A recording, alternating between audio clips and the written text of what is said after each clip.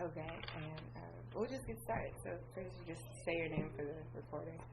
Verda Davenport. Okay, this is Verda Davenport. And what do you do? You're an artist, so what is your craft?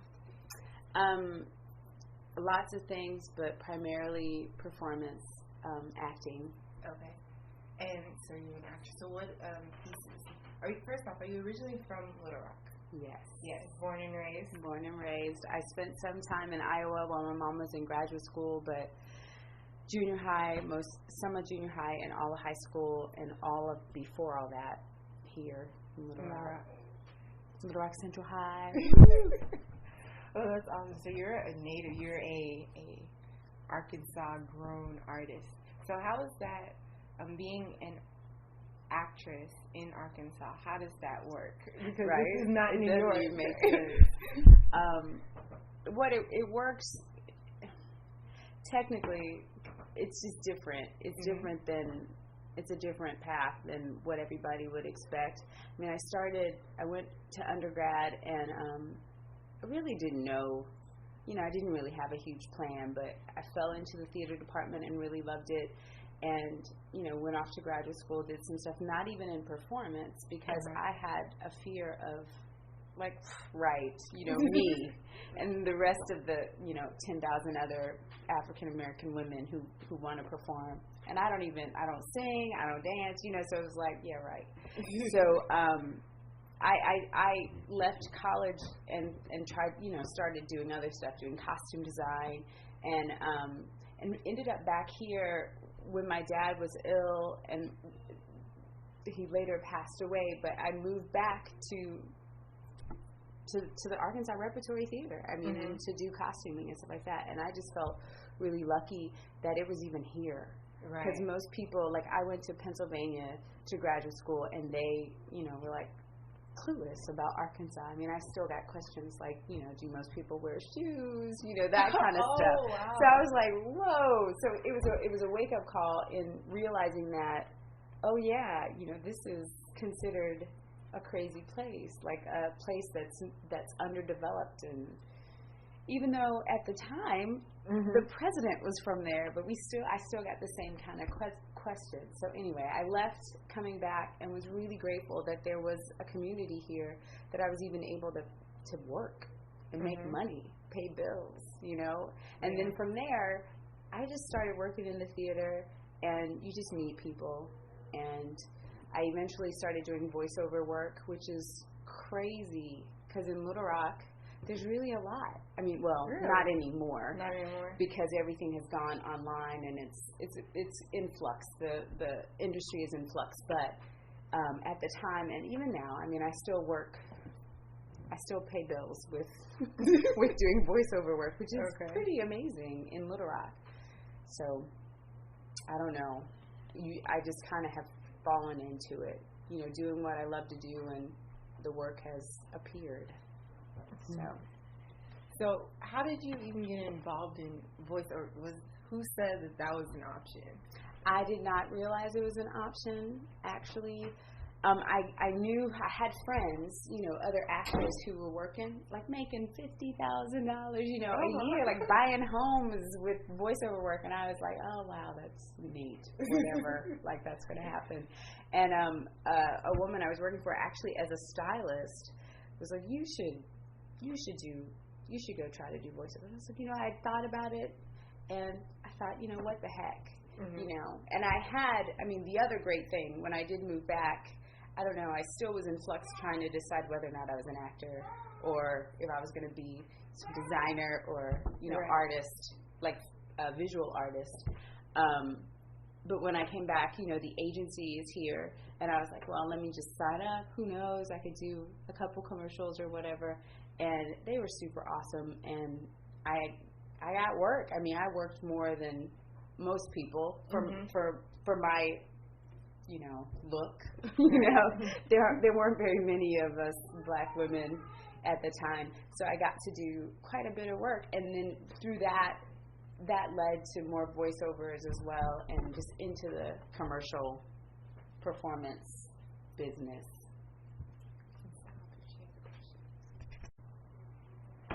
So you're in this industry. Not a lot of people look like you, and you're making decent money. You're paying your bills. How? Some bills. Don't think that I'm running a household with this. But I have had more opportunities than a lot of my friends, like in LA and New York. They're always like, "What? Yeah. What are you doing?" I'm like, "Well, I just a big fish in a small pond, maybe. I wouldn't even call it a big fish, just the appropriate fish in a small pond. You know, I don't know." Wow. So it's you have been able to survive at the very least. Yeah. Doing what you do. So you also do design, and I have hearing you talk about your costumes. So you sew, you're a seamstress. Yeah. I in undergrad, you know, we all had to do everything. It was like guerrilla theater. It was like, we're getting the show done. So, and I had learned to sew before that. So, like, my mom taught me to sew. So then I just got into the design aspect. And when at Louisiana Tech, where I was doing undergrad, a guest artist came in, and he basically helped me get into grad school, saying, "Hey, you know, what do you want to do?" You know, and I'm like, "I don't know." He's like, "Okay, well, here." And he walked me through the whole process. He totally held my hand, and I got this great opportunity to go to Penn State and like further my education for free, basically, like as a grad assistant and all that stuff. So that was pretty awesome. And I even got to perform there. You know, it was like weird. It was like the first week I was there, one of the professors was looking for someone to do an industrial, and he's like, "Hey." So I don't know. I feel like I was divinely led. I'm supposed to perform. I need to stop thinking I'm not supposed to, and I just need to just make it happen, because it happened everywhere I went. Right.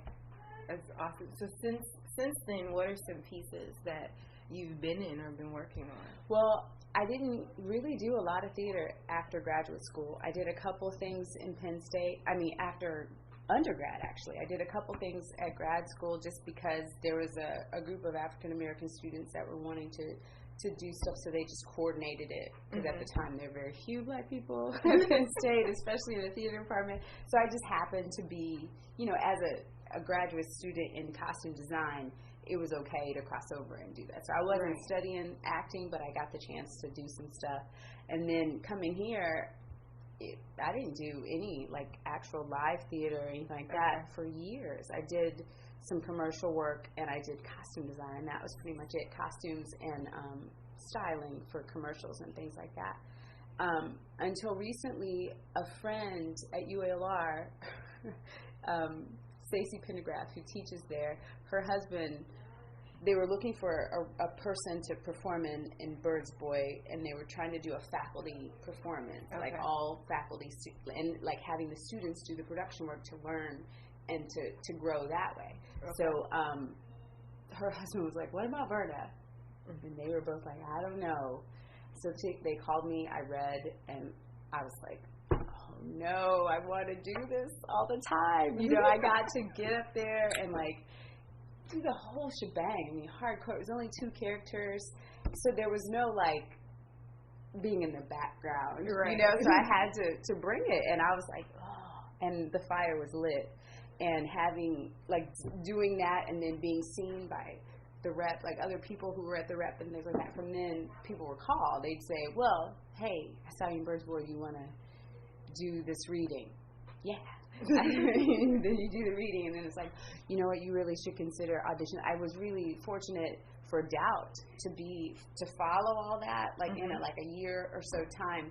The rep did Doubt, and there's a part for a black woman, and of course it's wonderfully cheaper to hire a local actor than to hire someone out of New York or Chicago or whatever. And I guess I'd like to say that I was okay. I wasn't like a bad actor. I did, you know, I'm sure they would not hire me if they didn't like me. So I got to do that show, and from then on it was like, oh man, what am I going to do? I got to find shows to do because I want to. And I've been lucky to be able to do a couple shows at the rep, but I haven't gotten all the ones I wanted to get, you know. But you never let that discourage you. You're still like, this is what I want to do, so I'm going to keep trying. Yeah.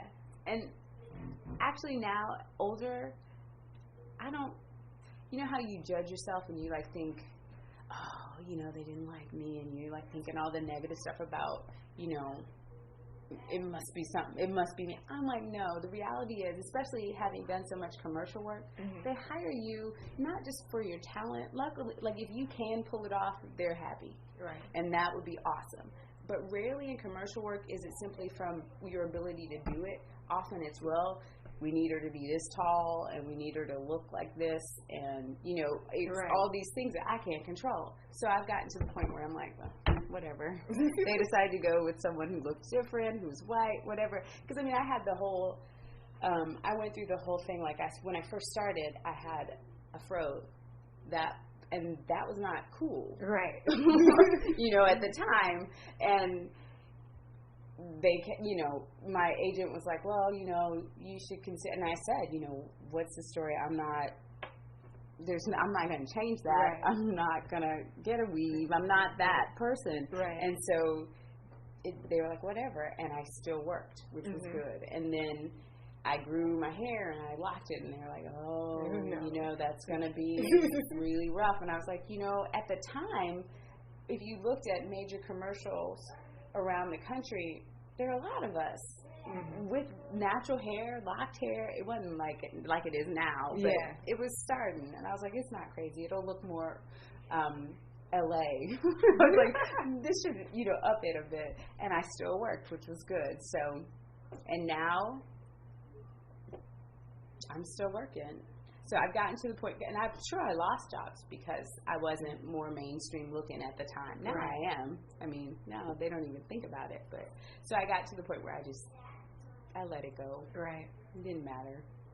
I'm not working for them, because in commercial work, it can get crazy because you're thinking, oh, I'm just too fat, or, you know, it's all this stuff on the outside. It's not really about what you're doing all the time.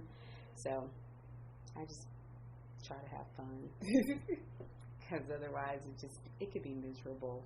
I mean, being on the set and trying to do something and everything's falling apart, and it can be harder than it has to be. It is work. So. It is work, and people say, oh, it's so easy, how do you do that? But sometimes voiceovers are awesome. It's like 15 minutes and you knock it out, and it's awesome. Sometimes it's grueling because they're like, well, I'm not really sure. Can you say it like this, or with a smile, or and you're just, by the end of an hour, it's so exhausting, and you're just like, I don't know. Can you find something in that, please? Because I can't bring it for you. Something I know. So, but for the most part, it's always fun, and when it's not, well, I just know that it's going to be over soon, and I don't have to come back tomorrow, which is really cool. So it's giving you a lot of free time, relatively.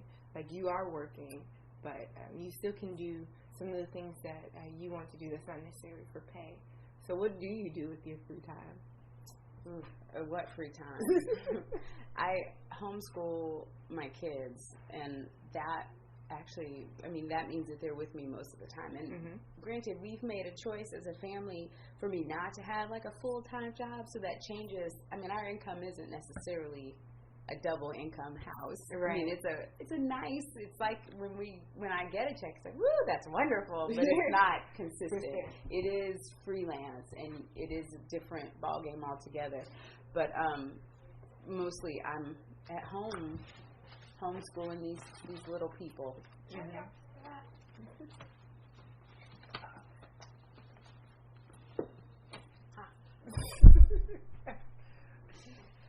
And also, like, a lot of the stuff I do,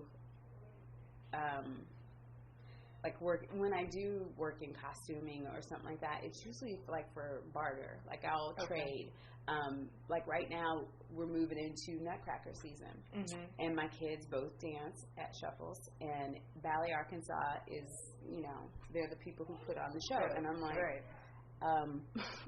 I can do some costumes, I can work, and I know what I can do. I cannot necessarily afford to pay, you know, $1,000 a year or $2,000, and then also like ballet intensives and all that stuff. So as my kids get older, they're wanting to venture more into the arts, and unfortunately, well, fortunately, they even had the opportunity, because when I was a kid, there was none of these opportunities that were going on around here.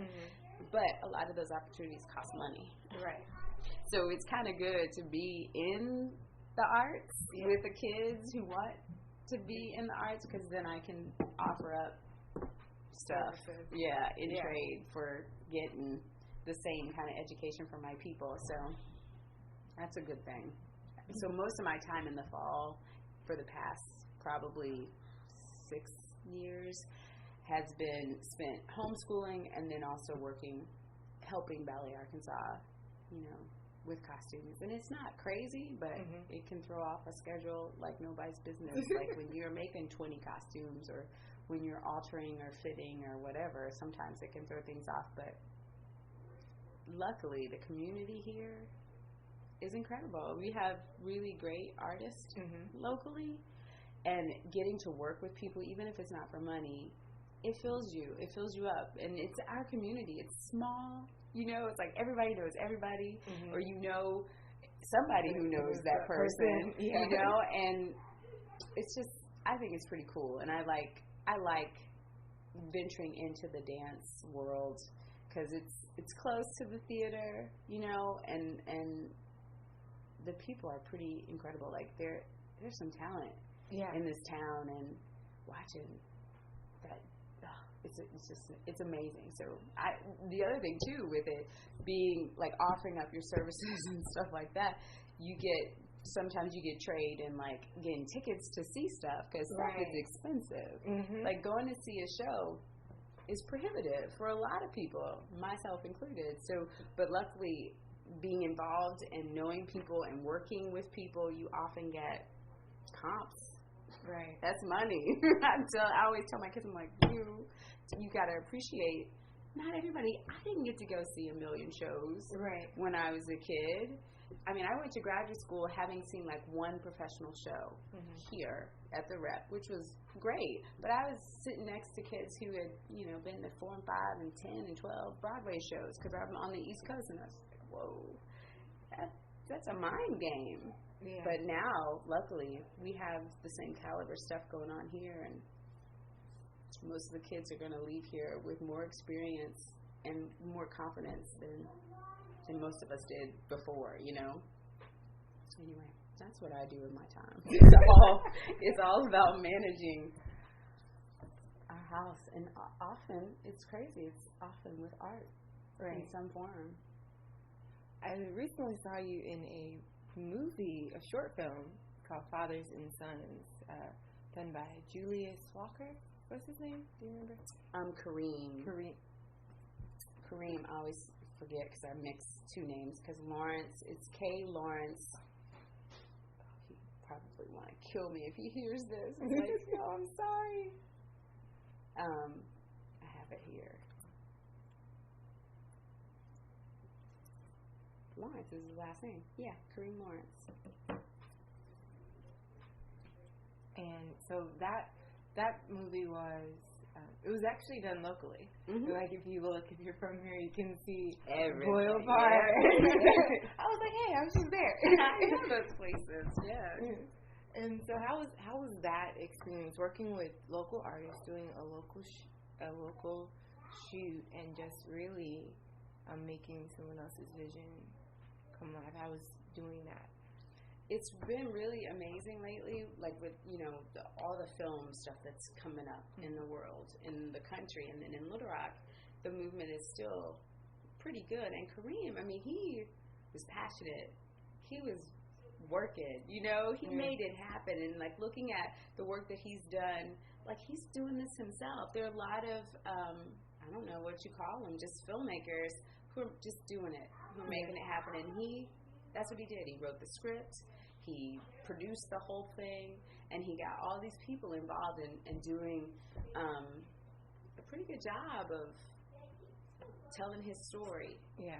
And it was fun, and it was neat to see, because there were a lot of people involved who weren't necessarily experienced, so they got to see the backs, see how it's done, and actually got to get the bug, because I think most of them probably left it going, when's the next film so we can work. But it was a good experience. My thing is I want to help as many artists as possible get their vision here, especially the local ones. African American people, Arkansas people, our artists don't necessarily always get the support they need, and I'm willing to show up and lend my face.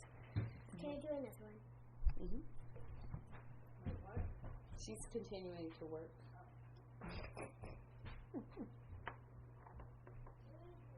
They're funny. They are funny. They're nerds. Well, it's not a bad thing. I know. It's like I'm grooming them to be nerds. So were you a nerd as a child? I don't know. I don't think technically, no. But if you look back, yeah, probably. I was more introverted. I spent a lot of time. I would always fight for the underdog, know, in grade school. It's like, oh, you're playing by yourself? Well, I'll come play with you, know. So, yeah, probably.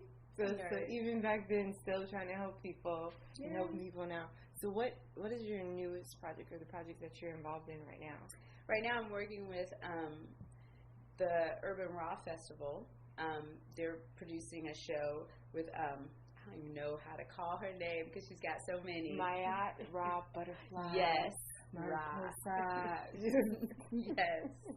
I'm helping her bring her vision to the stage. I'm doing, I kind of am helping. I'm just going, what do you want me to do? Mm-hmm. And I'm doing a lot of, I guess it's really kind of coaching and directing, because she's in the production as well, so I'm trying to help be her eyes in the audience and go, oh, how about this? Mm-hmm. Try different things. It's pretty cool, because it's a nice script. It's a powerful script, and I think it speaks to a lot of folks, especially artists, because it spoke to me. I was like, oh man, I don't need to have to add something else to my schedule, but I won't have to, because this is too good. I have to experience this. I have to see what I can learn from this. Right. So it's called the Through the Eyes of a Butterfly, and it's talking about this spiritual understanding where this woman goes through this transformation. Her journey, dealing with the situations that she's in, but really coming to the realization of, I'm in these situations because of things that I haven't dealt with. So it really is powerful. It is for people to see. I think most people in the audience will see parts of their own journey, because I know I saw it's like, oh, I'm sorry, I'm just gonna have to do this. And every time, every rehearsal, I see more, and I love that it's a new script, and that once again we are surrounded. Our community is full of people with talent and who are showing up to their talent, which is I admire, because I wait personally. I'm like one of those people who's like, oh, you want me? Oh, sure, I'll do it, as opposed to creating my own stuff. Right. But these people are role models for all of us, because they're like, Ra, she said, I want to do a show. She sat down, she gathered some people around her, and they wrote, and they made a show. And it's a beautiful show. And the process of it, they're showing the process of art. They're going to follow their dream, and I think it's incredible, because most people would be waiting. Well, I need to find somebody to back me, or I need to. No, sister is out there. I'm always like, what'd you do today? And there's like, I'm like, how the heck are you? It's like she's moving worlds to do her art, and I honor that. I support that, and I'm just honored to be in the presence of people like that. It's like you're supposed to surround yourself with people that lift you up. Just the fact that they're living their dreams lifts us all, and I want to be in the shadow of that. I want to be in the light of that. That's right. What would you say has been your greatest accomplishment in life thus far? Being able to move out of my own way, and the fact that I can live this kind of hippie existence, doing what I like to do in the comfort of a beautiful city, and to be able to afford the things that we'd like to afford, and eat the way we want to eat, because the Rock Festival also deals with vegetarianism, and I'm also on that path as well. And it's not cheap, and it's not cheap. It's not normal. It's not And then you're restricted just to Whole Foods right, for the most part. right, And they want to charge you whatever. right. So I feel like it's an accomplishment just to live my beliefs, and as well as to live and have the opportunity to be surrounded by great friends and to be able to work. Or even choose not to. To be able to say, I'm not doing that. That be picky. And I don't know, I'm pretty blessed, and I'm pretty, I love to be reminded from my friends around the country who are like, you did what? He's like, I'm still auditioning, trying to get stuff, and I can say, well, I've done 3 films. They still haven't done 3 films in LA, or I've done some shorts and and I get to work with some of the greatest people and have fun doing. I get to act. Right. People call me and say, hey, I'm doing a short. Hey, I'm doing that. I'm like, hell, I'll do it because it's so much fun and it lifts me up. Right. So I guess really the accomplishment is just being able to live and to live happy. That's not an easy thing. I have to remind myself every day. It's like, you chose this. Because I could go to the dark side, but for the most part, I get good stuff. I get good life, and I like it. That's great. So if you had to say something to the upcoming young artists in the community, what would be advice you'd give them? I would say find mentors if you can, but then also strive to be a mentor for yourself. Be honest with yourself, and to show up to the page, show up to the stage, show up to the song, show up to yourself. Because often as artists, we dog it because the rest of the world thinks we're supposed to be doing, more linear, more XYZ. Like, do what? Well, you're not working right now, or whatever. They have these restrictions. We can think out of the box, and we can survive, and we can thrive. So I would say always show up to your art, even if you're working a 9 to 5, even if you're doing something you totally hate, but give yourself that 2 hours a day, or 1 hour a day, or 15 minutes a day, writing or singing, you always have to show up to it, because that energy spreads, and it attracts all the stuff you're looking for. You know what I mean? Yeah. So even if you're not really sure and you want to, cover your bases and work at, Axiom or Altel or, McDonald's or whatever, always show up to your art, because that's who you are. And if you show up to it, it shows up for you. And any community you live in, there are resources.